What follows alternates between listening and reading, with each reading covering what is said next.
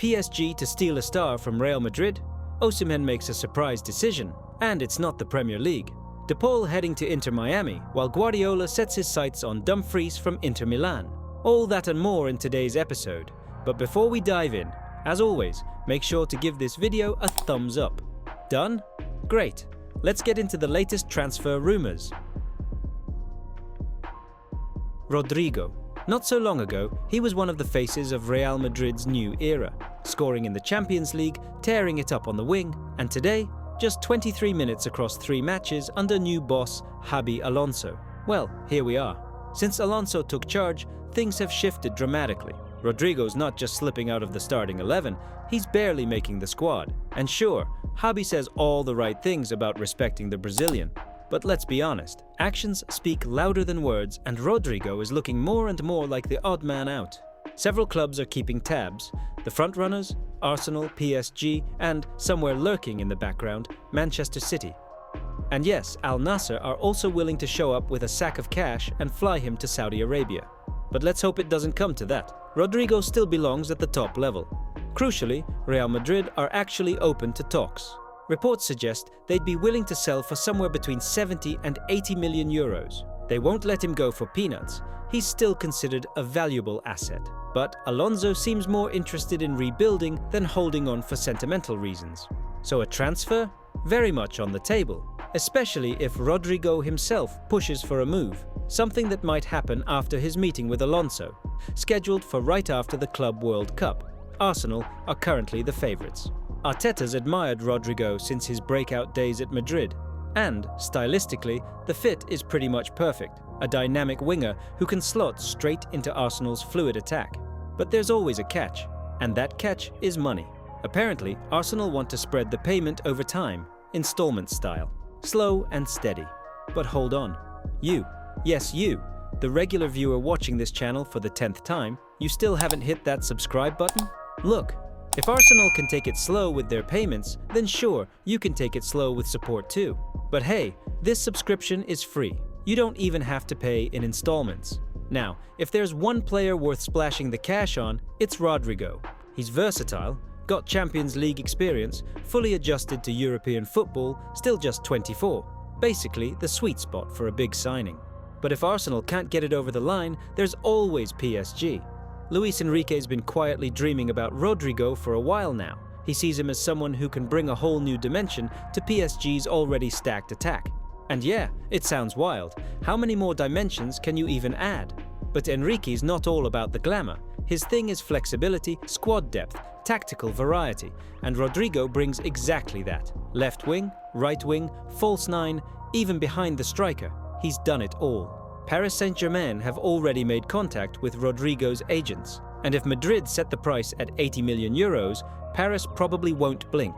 They'll just wire the money and get it done. So, yeah, it's shaping up to be a big summer for Rodrygo. Plenty of interest, plenty of options, and that price tag. It bites, but clubs are lining up to pay. Now it's up to Rodrygo. Stay and fight for minutes at Madrid, or move somewhere he'll be trusted from day one. Barcelona are once again eyeing Rafael LEAO. Well, eyeing might be a stretch, it's more out of desperation. Their main target to strengthen the attack, Nico Williams, has just signed a contract extension with Athletic. So now Barca's grand plans have gone up in smoke, and they're back to scanning the market for alternatives. And who pops up again? As always, but the familiar figure of Jorge Mendes. According to Sport, he's ready to help broker a deal between the two parties. But here's the catch, it's that old problem again, the price tag. LEAO's release clause sits at a whopping 150 million euros. Now, AC Milan are reportedly open to negotiating, maybe settling for around 70 million euros plus bonuses. Still, it's far from straightforward, because Milan have a rather messy agreement with Lille. Remember, that's where LEAO came from before joining the Rossoneri. Well, Lille inserted a clever resale clause when they sold him, and that could massively complicate any future transfer. Here's how it works. If Milan sell LEAO for 45 million euros or less, Lille get nothing. If it's between 46 and 51 million euros, Lille are entitled to a maximum of 5 million euros. But here's where it gets tricky. Anything above 51 million euros up to 100 million euros. Lille get 20% of the excess. So for example, if LEAO is sold for 80 million euros, Lille would receive 10.8 million euros, that's 5 million euros, plus 20% of the remaining 29 million euros. A bit of sneaky maths, isn't it? Now imagine you're Milan. You're being offered 70 million euros, but a good chunk of that has to go straight to Lille. Yes, given LEAO's underwhelming form over the past season, they might still accept that offer. His market value has dipped, which is obviously a bonus for Barca. But here's another twist. Both Bayern Munich and Chelsea are also said to be interested, and let's be honest, both have significantly deeper pockets than Barcelona at the moment. That said, Joan Laporta is reportedly a huge fan of LEAO, and if he truly sets his sights on the Portuguese forward, well, we all know just how persuasive the Barca president can be. And in fairness, Leon would be pretty much a perfect replacement for Nico Williams. Similar style, similar attributes, he fits the mold. And if he rediscovers his top form, 70 million euros could end up looking like a bargain. Right now though, Barca aren't rushing, they're still weighing their options. And let's not forget, Liverpool haven't made a final decision on Luis Diaz, who's also supposedly on Barca's shortlist. So yes, things are messy. On one hand, Milan seem willing to sell, but thanks to that Lille clause, they'll push for a better fee. On the other, Barca are once again dreaming big, but strapped for cash. Nothing new there. We'll see how this one plays out. Maybe Mendes works his magic, he's done it before. Or maybe nothing changes, and LEAO stays put, trudging through another season in Milan. Inter Miami are still building their dream team around Lionel Messi, and now they've set their sights on Rodrygo de Paul from Atletico Madrid. Club owner Jorge Mas has already flown to Spain to begin talks over the Argentine's transfer. And honestly, this one might actually be on. Atletico do seem ready to let their midfielder go. De Paul's only got a year left on his contract, and the club doesn't appear to be in a rush to offer him a new deal. And let's be real, why would they? He's 31 now, and even though he had arguably his best season in Atletico colours, they know this is probably the right time to sell. They're asking for around 20 million euros. A decent fee for an MLS side, no doubt, but come on, we're talking about a World Cup winner here. One of Messi's closest mates. And speaking of Messi, it looks like the Argentine legend is planning to stay in Miami for the long run. Talks are ongoing to extend his contract through to at least 2026. By then, the club's brand new stadium, Miami Freedom Park, should be ready. And the offer of becoming part owner after retirement? That's no small incentive either. But if Messi's going to stick around, he'll need the right players around him. And honestly, De Paul ticks every box. He's a machine in midfield, covers every blade of grass, solid in the tackle, and sharp going forward. Exactly the type of player Inter Miami need right now. Javier Mascherano, the manager, has been hinting for a while that reinforcements are needed. He hasn't dropped any names, but let's just say it tracks. And from what we're hearing, De Paul isn't against the move. He's settled in Madrid, sure. But the chance to play with Messi again? That's massive. Plus, the MLS isn't what it used to be. It's no longer just a league for players in their twilight years. Inter Miami's project is seriously ambitious, and De Paul could be a key part of it. Fabrizio Romano's already confirmed the talks have begun. Nothing official yet, but all signs are pointing in one direction. Rodrygo de Paul could well be Inter Miami's next big-name signing. And if it happens, it might just be the transfer that takes them one step closer to winning the MLS Cup. It seemed like Victor Osimhen already had one foot out the door at the Diego Armando Maradona Stadium. Bags packed, tickets printed, Premier League, or maybe Paris bound. And then, bam! Out of nowhere, a twist in the tale. Napoli have suddenly decided they're in no rush to let their star striker go. In fact, people in Naples are being quite clear about it. We're working on keeping him. De Laurentiis, Conte, they're now rowing in the same boat. We're keeping Osimhen, no matter what. So, what's behind this sudden U-turn? It's fairly straightforward.